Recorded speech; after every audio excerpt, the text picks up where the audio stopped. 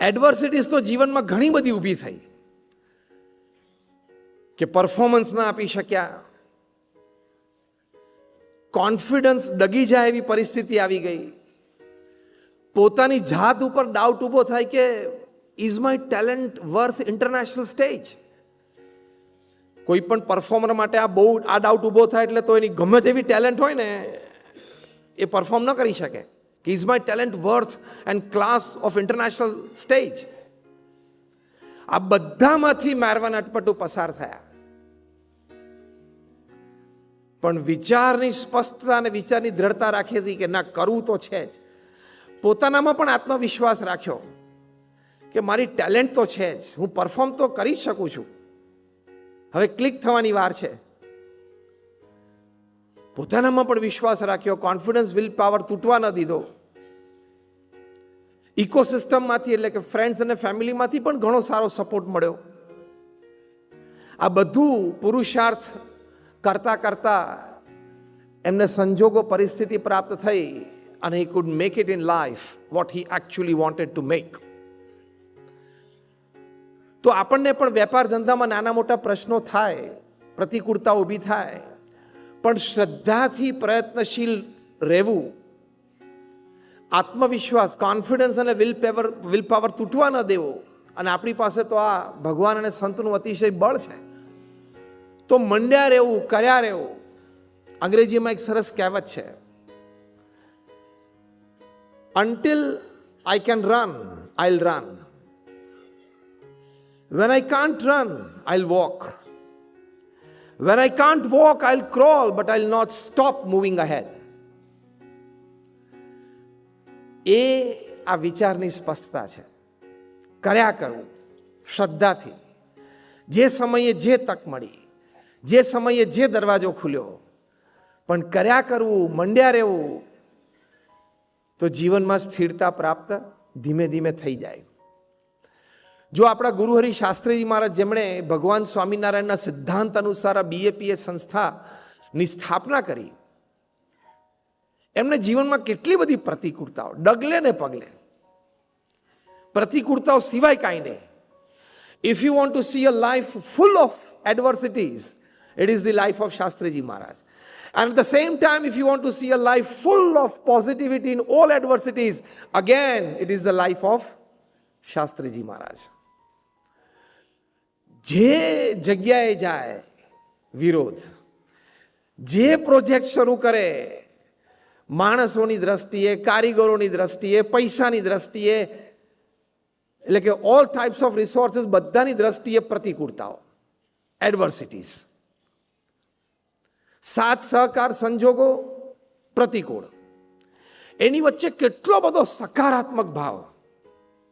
શાસ્ત્રીજી મહારાજને પોતે એક વાત કરતા પોતાના જીવનમાંથી, અને એ વાત આપણે પ્રમુખ સ્વામી મહારાજના મુખે પણ આપણી આ પેઢીએ ઘણી વખત સાંભળી છે. શાસ્ત્રીજી મહારાજ કહેતા કે કોઈ પણ કાર્ય શરૂ કરતા પહેલા 100 વાર વિચાર કરવો. You have to weigh the options, the pros and cons of it. 100 વાર વિચાર કર્યા પછી એકવાર જો નક્કી કરીએ આપણે કે આપણે આ કાર્ય કરવું છે, પછી 100 વિઘ્નો આવે તો પણ ઊભા નહીં રહેવાનું, એ શાસ્ત્રીજી મહારાજ શીખવાડતા. અને પ્રમુખ સ્વામી મહારાજ કહેતા, અને પ્રમુખ સ્વામી મહારાજને વારસામાં એ પ્રકૃતિ પણ આવી હતી શાસ્ત્રીજી મહારાજની, કે એમને પણ વિઘ્નોની વચ્ચે સકારાત્મક ભાવ રાખ્યો. જેમ હેરોમાં કેસ હારી ગયા છતાં સકારાત્મક ભાવ રાખ્યો કે કરવું છે, બીજી જમીન શોધવા માંડો, ભગવાનની ઈચ્છા, આપણે પ્રયત્ન કરી લીધો, પણ હવે જે પરિણામ આવ્યું આપણે સ્વીકારી લઈએ, બીજી જમીન શોધો. અને નિસ્ડનમાં શોધીને આ મોટું મંદિર થયું, રીડર્સ ડાયજેસ્ટ લખી પણ નાખ્યું કે 8 વન્ડર ઓફ ધ વર્લ્ડ કર્યું. એટલે when you face adversities in life, don't sit back. Falling is not a crime. Refusing to stand up again and start the walk is a crime. જીવનમાં પડવું એ ગુનો નથી, પણ પડ્યા રહેવું એ ગુનો છે. પડીને ફરી વખત ઊભા થવાનો ઇનકાર કરવો અને ચાલવાનો ઇનકાર કરવો એ ગુનો છે. Falling is not a crime. Refusing to stand up again and start walking is a crime. એ ગુનો છે. તો જો આપણને આપણા ગુરુહરિ શાસ્ત્રીજી મહારાજ, ગુરુહરિ પ્રમુખ સ્વામી મહારાજના જીવનમાંથી દેખાય છે. ગુરુહરિ મહંત સ્વામી મહારાજના જીવનમાં દેખાય છે. રોબિન્સવિલ અક્ષરધામના નિર્માણમાં કેટલી બધી પ્રતિકૂળતાઓ, આપણે બધી વાતો જાણીએ છીએ, અનેક પ્રકારે બધી પ્રતિકૂળતાઓ. પણ એ બધાની વચ્ચે આપણે મહંત સ્વામી મહારાજને સ્થિર જોયા, ધીર જોયા, શાંત જોયા, કર્મઠ જોયા, સતત પ્રયત્નશીલ જોયા. અને આ ધ સેકન્ડ લાર્જેસ્ટ હિન્દુ મંદિર in the world and the largest Hindu મંદિર ઇન ધી વેસ્ટર્ન હેમિસ્ફિયર ઊભું થઈ ગયું. તો પહેલી અગત્યની વાત છે to keep positivity during times of એડવર્સિટીઝ, કે વિચારોની સ્પષ્ટતા અને વિચારોની મક્કમતા રાખવી. અગેન જે આપણને શાસ્ત્રીજી મહારાજે કહ્યું કે 100 વાર વિચાર કરી લેવો, કરવું છે કે નથી કરવું, પ્રોઝ એન્ડ કોન્સ. પણ એકવાર જો નક્કી કરીએ તો પછી હર્ડલ્સની સામે જોવાનું જ નહીં. Hurdles are those which you see when your eyes are off the goal, એવું છે. તો પહેલી અગત્યની વાત આ છે. બીજી અગત્યની વાત કે આપણે સકારાત્મક રહેવા માટે આપણા તરફથી શું પ્રયત્ન હોવો જોઈએ. ચલો, એક વિચારોની સ્પષ્ટતા અને મક્કમતા તો છે જ, પણ કંઈક આપણી આદતોમાં આપણે ફેરફાર કરવો પડે. આપણા એટીટ્યુડ્સ, અભિગમમાં આપણે ફેરફાર કરવો પડે. લોકો સાથેના આપણા સંબંધો છે એમાં ક્યાંક આપણા તરફથી ઉણપ રહેતી હોય, જેને લીધે આપણે પીપલ રિસોર્સ ડેવલપ ન કરી શકતા હોય, which is a very big strength for any individual, for any existence upon this earth rather, people support. એ આપણે ઊભો ન કરી શકતા હોય. એટલે આપણે સપોર્ટ એટલે દ્રષ્ટિએ આપણા પ્રત્યે લાગણી, પ્રેમ, હૂંફ રહે. એમાં ક્યાંક આપણી આદતમાં કે અભિગમમાં કે બોલવા ચાલવામાં ફેર રહેતો હોય તો એ વિચાર કરવો પડે કે મારે આમાં ક્યાં સુધારો કરવાનો છે. આમ તો પૃથ્વી ઉપર બહુધા લોકો અને લગભગ બધા લોકો એમ માને છે કે હું તો બરાબર જ છું, જે કંઈ સુધારો કરવાનો છે મારા સ્પાઉસે કરવાનો છે, મારા ચિલ્ડ્રને કરવાનો છે, મારા બિઝનેસ પાર્ટનરે કરવાનો છે, મારા નેબરે કરવાનો છે, મારા રિલેટિવ કરવાનો છે, હું તો ખાલી જગ્યા પૂરો, હું તો બરાબર જ છું. Nothing is wrong with me, whatever is wrong is with the people around me. મારામાં બધું બરોબર જ છે, સુધારો ક્યાં કરવાનો છે? આપણને વાત ગુણાતીયન સ્વામી 200 વર્ષ પહેલા કરી છે કે દરેક જણ એમ માને છે, ગુણાતીયન સ્વામી બોલ્યા છે કે જો મારા પ્રમાણે બધા જો સમજે તો બધા સુખી થાય. પણ હવે બધા આવું જ સમજે છે. ગુણાતીયન સ્વામી 200 વર્ષ પહેલા નાળ પકડી છે આપણે સ્વભાવની, કે આપણે બધા શું માનીએ છીએ કે હું જેમ સમજું છું એમ જો બધા સમજે તો બધા સુખી થાય. પણ હવે બધા આમ જ સમજે છે તો કોણ કોનું માનશે? ઘણી વખત કોઈ હરિભક્ત હોય, કોઈ ગુણભાવી આવીને સંતોને વાત કરે કે સ્વામી જો ઘરમાં તકલીફ ને વિખવાદ છે, પણ આ લોકો જો હું કહું એમ કરે ને તો બધું બરાબર થઈ જાય. પણ હવે ઘરમાં 5 જણા આમ જ માને છે. એટલે we need to make some change in our own selves. How many of us we really believe that we need some positive change to better fit our own ecosystem?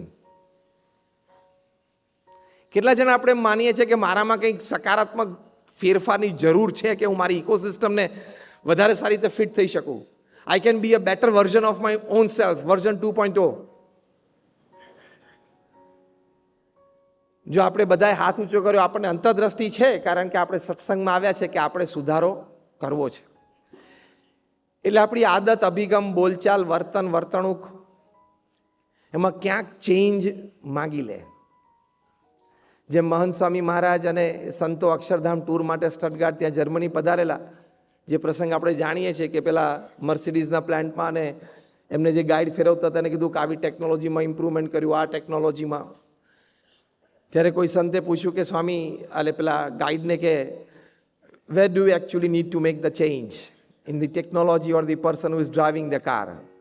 ટેકનોલોજીમાં ચેન્જ જોઈએ, ટેકનોલોજી અપગ્રેડ દિવસે દિવસે થવી જ જોઈએ, એમાં બે મત નથી. પણ સાથે માણસમાં સુધારો કરવાનો કે નહીં?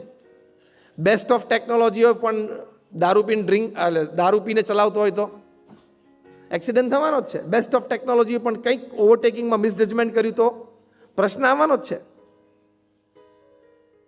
એટલે માણસમાં આપણે ફેરફારની તો જરૂર છે. પહેલાં તો માનવું એ મોટી વાત છે, અને એનાથી મોટી વાત સ્વીકારવું. માનવું એટલે ઇન જનરલ હા માણસે ફેરફાર કરવો જોઈએ, પણ મારે કંઈક ફેરફાર કરવો જોઈએ એવું સ્વીકારવું ને એમાં ગજબની હિંમત જોઈએ. હા, you need a lot of courage two accept the reality, the fact that I need to change somewhere to become a better version of my own self.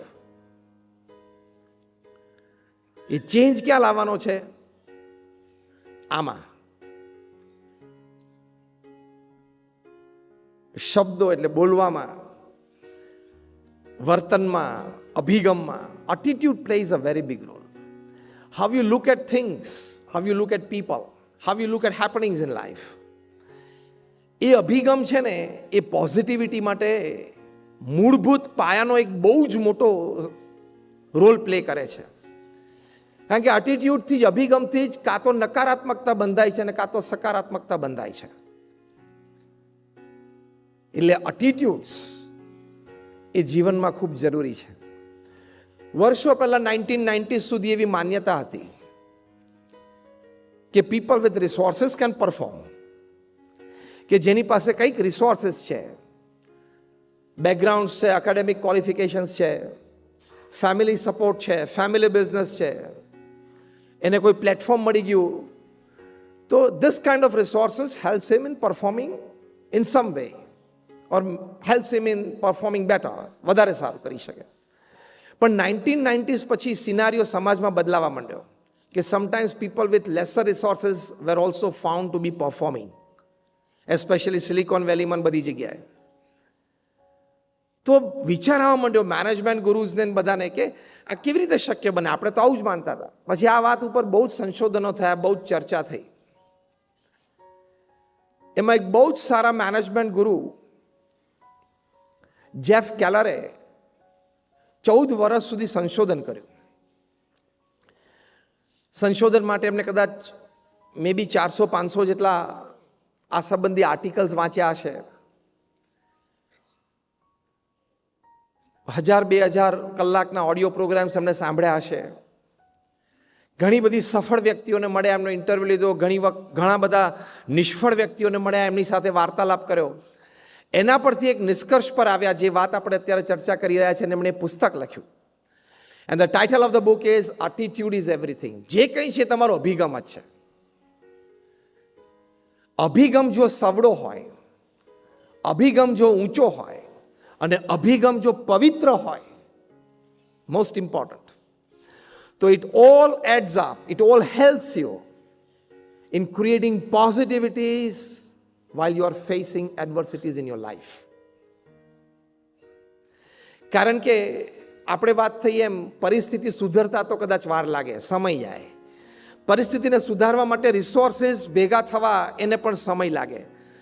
પણ એ બધું થાય ત્યાં સુધી પોતાની જાતને સ્થિર રાખવા માટે તો અભિગમ જ અગત્યનો છે. એટલે બહુ જ સરસ એમાં એમણે વાત કરી છે કે become a prosperity thinker, don't become a poverty thinker. Prosperity thinker હોય શું વિચારે? થાય, કંઈક મદદ મળી જશે. Tomorrow when I open the window of my bedroom, the first rays of sun in my bedroom will be the rays of hope. Asha, optimism. મને કોઈક વ્યક્તિ મળશે જે મને કંઈક માર્ગદર્શન આપશે. ટુડે બિલોંગ્સ ટુ મી, આજે કંઈક થશે, લેટ મી ટ્રાય. આવા બધા વિચારો અને એટીટ્યુડ કોના હોય? Prosperity thinker. અને જે પોવર્ટી થિંકર હોય શું વિચારે? નથી મજા આવતી, કોઈ સહકાર નથી મળતો, સામે દિવાલ છે, પાછળ શું છે ખબર નહીં, અંધારું જ દેખાય છે, કોઈ આઈડિયા નથી આવતો. આ બધા પોવર્ટી થિંકરના વિચાર છે. એમાં આપણી ગુજરાતી ભાષાના શબ્દો કેવા છે? આપણે તો હાથમાંથી કપરા કાપી છોડે, હા હા મરી ગયા, આવા ના મરી જાય, ખાલી કપરા કાપી ફૂટે. હાથમાંથી કપરા કાપી ફૂટે એટલે પહેલો શબ્દ મોઢામાંથી શું નીકળે છે? મરી ગયા. આમાં મરી ના જવાય, આમાં ખાલી કપરા કાપી ફૂટે. અને તમારે તો એ ફૂટે એમ નથી, કાર્પેટ હોય તો.